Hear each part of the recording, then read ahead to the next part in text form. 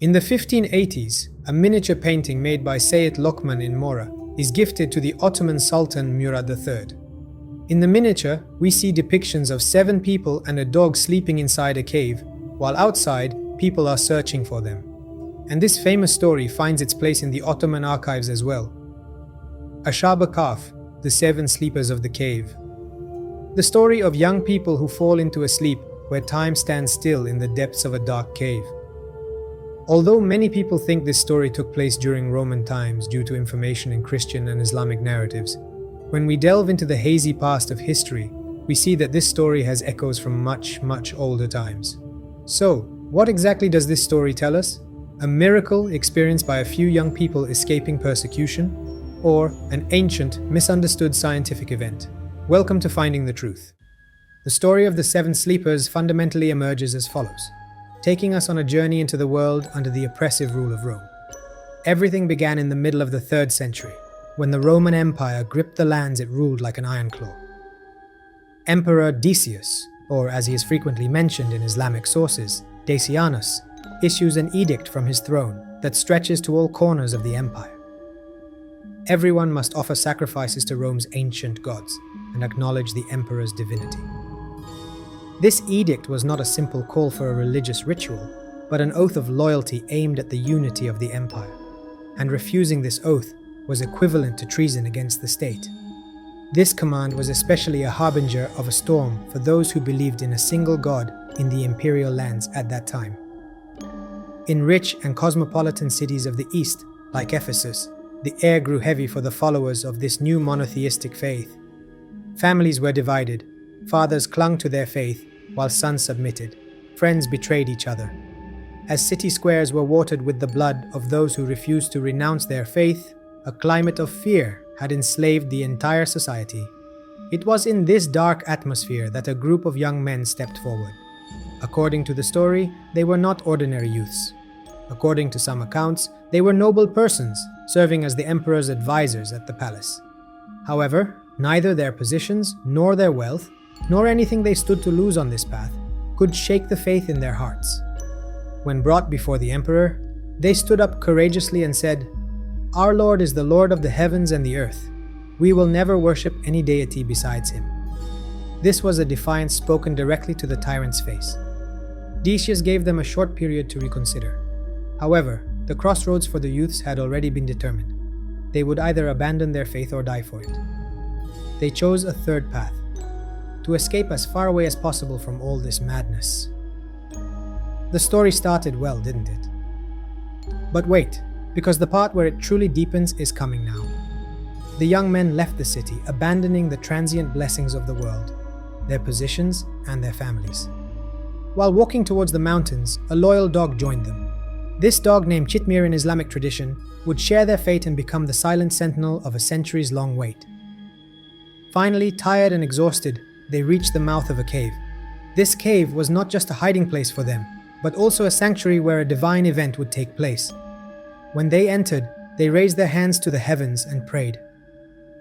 This prayer appears in the Surah Al-Kahf, the cave of the Quran, as follows. "Our Lord, grant us mercy from yourself and facilitate for us, in this situation we are in, right guidance and salvation." The emperor, learning that they had fled, went mad and ordered his soldiers to pursue them and execute them as a lesson to the world. The soldiers eventually find the cave in the mountain where the young men had taken refuge, and Decius, deciding that they must pay the heaviest price for their betrayal, orders the mouth of the cave to be sealed with gigantic stones, burying them alive inside. According to a poignant detail in Christian narratives, while the cave was being sealed, 2 secret Christians among the soldiers engraved the names and stories of the young men onto lead plates and hid them among the stones. Thus, their memory was entrusted to the silence of the stones. Time flowed, and years chased centuries. Inside the cave, life had miraculously stopped. Hundreds of years later, one day, the owner of the land where the cave was located demolishes the stone-walled entrance, and the young men suddenly wake up as if they had only slept for one night. They ask each other how long they slept, and they guess, perhaps a day or less. And the story continues as follows. The young men are hungry, and one of them is sent to secretly go to the city to buy provisions. However, the outside world has now become a completely different place. As he wanders the streets of Ephesus, he is astonished to see that people are now freely invoking the name of Jesus and openly practicing the Christian faith. In great apprehension, he tries to buy bread from the bakery. But the money in his pocket is strange, because they are still carrying coins from the Decius period. When the baker sees these strange coins, he assumes the young man has found a treasure and immediately catches him and informs the authorities. Thus, the awakening of the 7 young men from their centuries-long sleep is revealed. The young men return to the cave, accompanied by the astonished local people and a bishop. When the people they meet witness this miraculous event firsthand, they now believe in the resurrection after death without hesitation. According to the narrative, after the 7 sleepers tell their story as a lesson, they pray to God and take their last breaths. The cave now becomes their place of eternal sleep. The people immediately build a church there and continue to commemorate these young men, considering them saints. So, we have come to the end of the summary of this story, which is based on the struggle of early Christians. But where the story ends, our research is just beginning. The story of Ashab Kahf became so popular in Rome, where Christianity was just starting to spread, that people all over the empire began to tell this story as if it had happened in their own locality. This is precisely why you hear narratives that the caves of the 7 sleepers are located in places like Ephesus, Mersin Tarsus, Marash, Diyarbakir, and even as far away as Jordan. Furthermore, the cave of the 7 sleepers on the slopes of Panayurda in Izmir Selçuk emerges as a tourist spot even today. And during excavations carried out in the region, inscriptions dedicated to the 7 sleepers and even church ruins have been found. Naturally, this story appears in Christian narratives as well. However, it does not appear in the Gospel, Bible. But, interestingly, it appears in the Quran. In the Surah Al-Kahf in the Quran, the story is basically narrated as it is told among the Christian people I just related to you. However, some additional details are added, such as the dog's name being Chitmi. What makes things strange are the verses that give information about the number of young men and how many years they stayed there. In the Quran it is written that they remained in the cave for 300 years, adding 9. And immediately after it continues, "Say, Allah knows best how long they remained. To Him belongs the unseen knowledge of the heavens and the earth. How well He sees and hears. They have no protector other than Him," and so on. Regarding the number of young men, they will say, they were 3, their 4th being their dog, or they will say, they were 5, their 6th being their dog. This is stoning the unseen, making guesses about the unknown. They also say, they were 7, their 8th being their dog. Say, "My Lord knows best their number, none knows about them except a few. So, do not dispute concerning them, except in a superficial discussion. And do not ask any of those who talk about them for any information." Here, the Quran actually leaves the matter ambiguous. Commentaries write that at the time there were public debates on this issue, and the Prophet Muhammad was asked to give a clear answer. However, as you see in the verses just mentioned, the Quran closes the matter by saying, "Don't delve into the event too much, this knowledge is with Allah." And here, the Prophet is actually conveying this to the people standing before him, saying that it was communicated to him through revelation. These verses struck me as a bit odd, frankly. If there is a point I'm missing, please let those who know write in the comments. Because there is a narration style here that is a bit like, okay, let's close the topic, Allah knows the truth, let's not dwell on it. However, according to Islamic belief, the narrator of this is Allah Himself. As you know, according to the religion, the Quran is the word of Allah. Therefore, it is a bit interesting that Allah closes the topic in His own word, without providing clear information in this manner. Anyway, I'll leave it here. You can have the discussion in the comments, because when I add my own comments, people get angry. In the Christian Roman Middle Ages, believed to be the source of the story, the Vatican declared these young men saints and turned Panayurda and its surroundings into a kind of small pilgrimage center by organizing large events, especially in the Ephesus region, on July 27th, and generated significant income through donations and various other sales. While the story is essentially about young people who fled a tyrant for their beliefs, rebelled against the system, and sacrificed all their possessions, goods, and property for their faith, those who truly benefited were, as always, the religious merchants selling this story. Some things never change, remember that. Fortunately, with the spread of Protestant beliefs and the currents of the Renaissance, Europe, awakening from its sleep, understood that this story actually had no record whatsoever, even in Roman archives, and it is understood that the story first appeared in the 5th century, during the reign of Emperor Theodosius II, who supported and helped spread Christianity, in a book of poetic discourses called Mimro, which also narrated the lives of the saints, written by a Syriac cleric and poet named Jacob of Seruk, estimated to be around 521 AD. So, if we approach the event academically and historically, the famous 7 Sleepers incident I have told you about until this minute is actually a fictional story written by an author during the period of spreading Christianity, which poetically explains the importance of struggling for faith. But there is one more interesting point, and this point will take us thousands of years further back in history and broaden our scope of research globally. Because the story written by Jacob of Seruk as the 7 Sleepers will actually appear in very, very ancient times in different places as well. Moreover, the narration from the place where it first emerged will genuinely surprise you quite a bit. As we journey through history, stories with similar motifs to the 7 Sleepers begin to appear in various places, but with the same narrative style. Let me start with the relatively more recent ones. In European folklore, stories with the long sleep motif actually emerge combined with a savior figure. The story of the legendary King Arthur, who fell into a deep sleep along with his knights. This story greets us from Britain as a mixture of the 7 Sleepers and the belief in the Messiah. Going further back in ancient Greece, we see the legend of the wise Epimenides of Crete. Epimenides, while searching for his father's lost sheep, enters a cave dedicated to Zeus, where he falls into a deep sleep that lasts exactly 57 years. When he wakes up, everything has changed, but he remains as young as he was on the first day. Years later, when he returns to his town, people welcome him as a prophetic sage, someone who has received God's favor. In other words, we see the motif of the person sleeping in a cave, who is favored by God's grace, for the first time here. Let's go to the other side of the world, to Japan. The Japanese legend of Urashima Taro tells the story of a young man. One day, the young fisherman Urashima sees children tormenting a turtle, rescues the turtle from the children, and releases it back into the sea. A few days later, while Taro is fishing, the turtle he rescued returns to him and says that it is a water spirit and, to show its gratitude, invites Taro to Gyugizyo, the mysterious dragon palace beneath the sea. Taro thinks he spent 3 days in this miraculous palace, but when he surfaces, he sees that 300 years have passed in the world. However, there is a story much older than all of these. An extraordinary story appears in the Mahaprashana Parva, or the Great Departure section, of the ancient Mahabharata, one of the world's oldest epics. The Pandava brothers, after many years of wars, exiles, and struggles for the kingdom, believe they have completed their duties and begin walking towards the holy Mount Meru, leaving everything they possess behind, purged of worldly ambitions.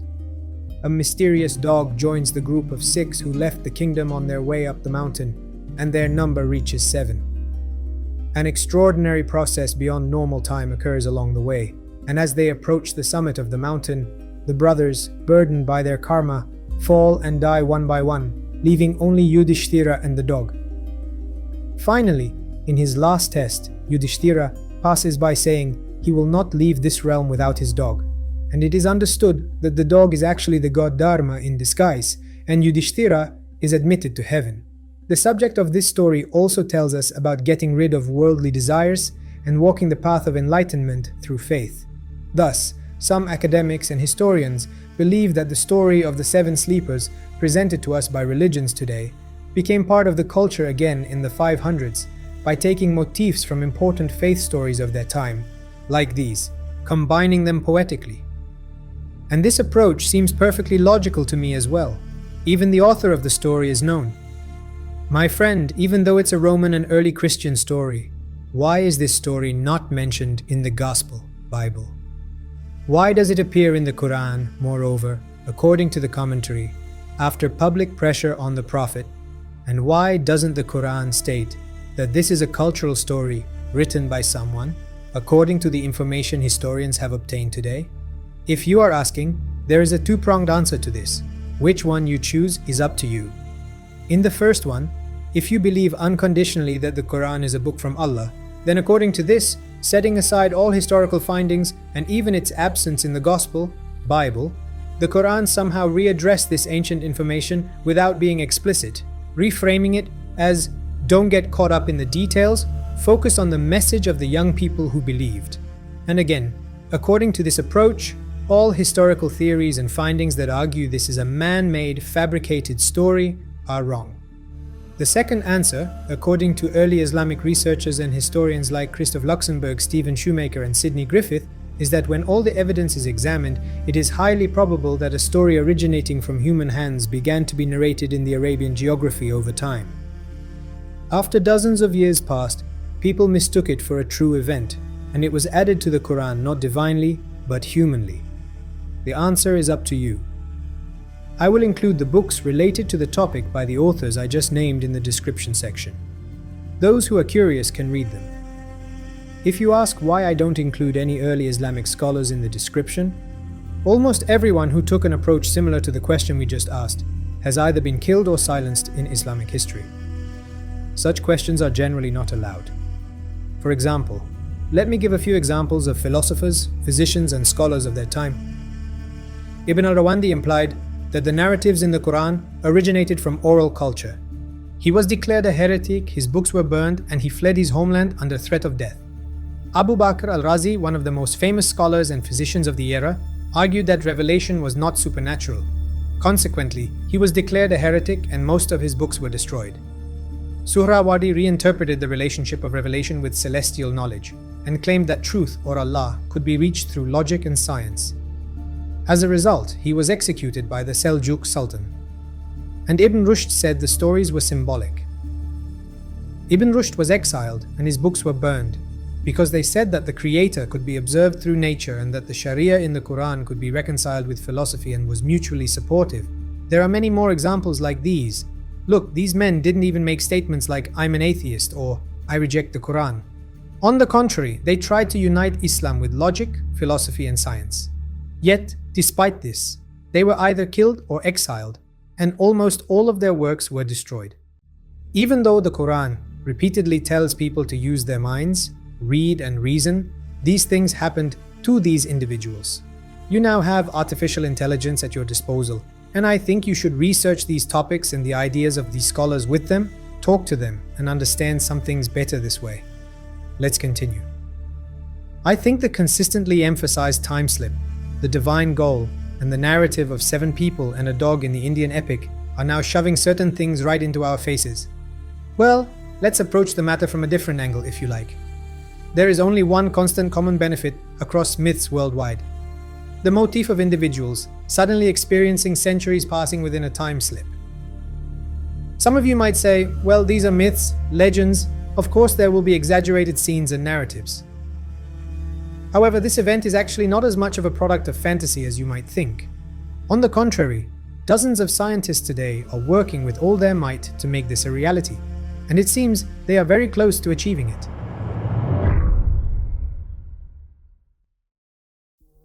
Although the narrative of Ashab Kahf and the dozens of other stories thought to inspire it are a cultural heritage spanning thousands of years, the age of modern science allows us to look at this ancient mystery from a new perspective. And who knows, maybe we are witnessing a moment where human imagination once again inspires today's scientists. Remember the 7 sleepers. They fall into a miraculous sleep and wake up hundreds of years later without biologically aging. The simplest version of this today is known in medicine as therapeutic hypothermia, especially in newborns who are oxygen deprived during birth or to prevent brain damage after a heart attack. The patient's body temperature is controlledly lowered to 33 to 34 degrees Celsius. This procedure slows down metabolism, reducing the oxygen demand of the cells and preventing the spread of damage. However, this is an extremely controlled and short-term intervention. It usually lasts 72 hours, and then the patient is carefully reheated and returned to normal life. A period that is extremely short compared to the centuries mentioned in the story's narratives, but as our technology develops, the situation begins to change, and we encounter synthetic torpor research, which is a kind of hibernation for humans. This is a technology that space agencies like NASA are researching, especially for long-duration crewed journeys to Mars or more distant planets. The idea is to put astronauts into a state similar to animal hibernation, where the metabolism is extremely slowed down. The potential benefits of this are enormous. The need for food, water, and oxygen can decrease by up to 75%.